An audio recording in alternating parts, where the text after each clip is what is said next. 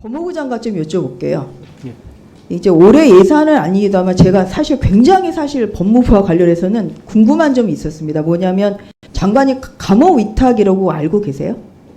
감호 위탁이요? 네. 예, 제도는 알고 있습니다. 예. 이게 가정폭력 범죄 처벌 등에 관한 특례법에 있습니다. 근데 그 중에 그 가정폭력 그 사범에 대해서 할 수 있는 보호 처분 중에 하나입니다. 예. 그러니까 저는 제가 법원 근무할 때 가정보호 사건 전담 법관을 해봤기 때문에 예. 이 감호 위탁이 사실 굉장히 가정보호 사건의 적절한 처분 그리고 재범 방지를 위해서 필요하다고 생각하고 있는데요. 이 법이 시행된 게 97년입니다.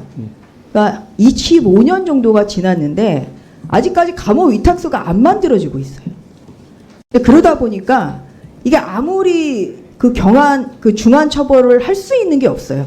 임시 처분으로 유치 정도 하는데요. 이게 결정을 해야 되는 순간에는 풀어줄 수밖에 없습니다. 그래서 이 지금 가정 폭력이 더 나아가면은 결국은 뭐 큰 이런 중범죄까지 이룰 수 있기 때문에 이 감호 위탁에 대해서 감호 위탁을 소를 만드는 것에 대해서 법무부가 정말 이것은 좀 다시 한번 근본적으로 좀 필요성을 좀 느끼실 필요가 있다 이런 말씀을 좀 드리겠습니다.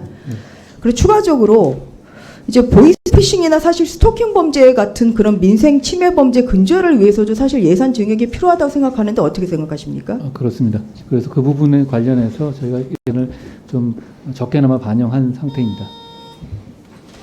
예.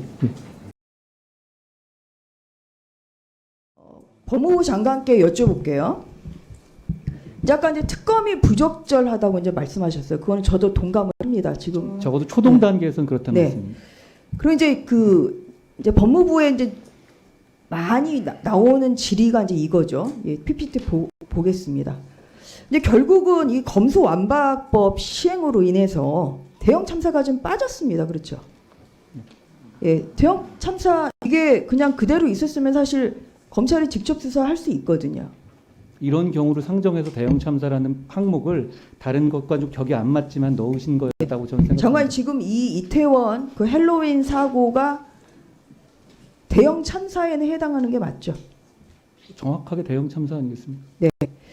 그래서 지금 이걸 이제 경찰에 대해서 경찰이 수사를 하다 보니까 과연 공정하게 할 수 있겠냐 사실 이제 그러한 우려의 소리도 있습니다. 근데 이러다 보니까 이 검수완박법이 시행이 날치기 통과가 안 됐다고 하면 결국은 검찰이 이런 경우에 직접 수사할 수 있지 않겠습니까? 그래서 이 사건의 경위나 또 뭐 여러 가지 뭐 관련 공무원들의 뭐 잘잘못에 대해서 정확히 진상 규명을 하고 뭐 그런 것이 또 효율적으로 그렇게 진행될 수 있을 것 같은데 이제 그러지 못하고 있습니다. 이런 부분에 대한 생각은 장관님 생각은 좀 어떠십니까?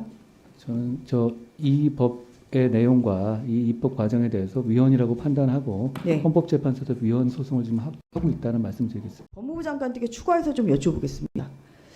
이제 오늘 보니까 특수본에서 용산서장 등 6명 지금 입건했다 이렇게 좀 나오고 있거든요.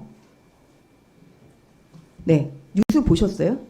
여기 보면 그 용산 경찰 전 용산 경찰서장 또 그 류미진 당시 서울경찰청 112 상황 관리관 그리고 또 박희영 뭐 용산구청장까지 포함해서 이제 그렇게 입건했다 이제 이렇게 됩니다만 결국 이 사건이 언젠가는 검찰로 오겠죠, 그렇죠? 검찰도 지금 면밀하게 법리 검토를 하면서 준비하고 있는. 근데 지금 법리는 검토하고 있지만 당장 수사는 지금 못하는 상황이니까. 뭐 법적으로 지금은. 네, 그래서 이 사건이 경찰에서 송치가 되면 이제 검찰에서 수사를 해야 되는데요. 이게 좀 추가적인 입건이나 추가적인 수사 이것도 가능한 거죠 지금. 어떻습니까? 과거에 있었던 지난번에 이제 검수완박 이후에 시행령을 저희가 개정하면서 직접 관련성에 관해서 과도하게 제한했던 추미애 법무장관 당시에 만들었던 시행 규칙을 아예 폐지를 했습니다. 그렇기 때문에 과거보다는 조금 더 유연한 범위에 있어서 직접 수사 가능할 거고요. 송치된 이후에는 거기에 따르면 제가 보기에는 국민들의 의혹이 남지 않도록 잘 수사할 수 있을 거라고 생각합니다. 뭐 검찰에 이제 송치가 되면 정말 국민의 한 점의 의혹 없이 그 수사해 주시길 바란다 이런 말씀을 최선을 다할 거라고 생각합니다. 이제 또 하나 그 스마일 그 센터 같은 경우는 저는 개인적으로는 생존자에 참사에 대한 지원도 필요하다고 생각하는데 어떻게 생각하세요? 저희가 스마일 센터는 원래는 말씀드리겠습니다.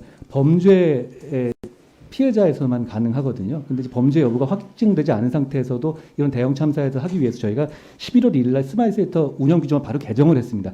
이런 대형 참사의 경우에는 대형 참사의 피해자의 경우에는 대상이 될 수 있도록. 그래서 이 범위는 스마일 센터의 범위는 실제로 보면 그 규정으로 상당히 넓혀져 있습니다. 거기에 맞게 이번에도 지원하도록 하겠습니다. 네. 그렇습니다. 정리해 주시죠. 그렇습니다. 예.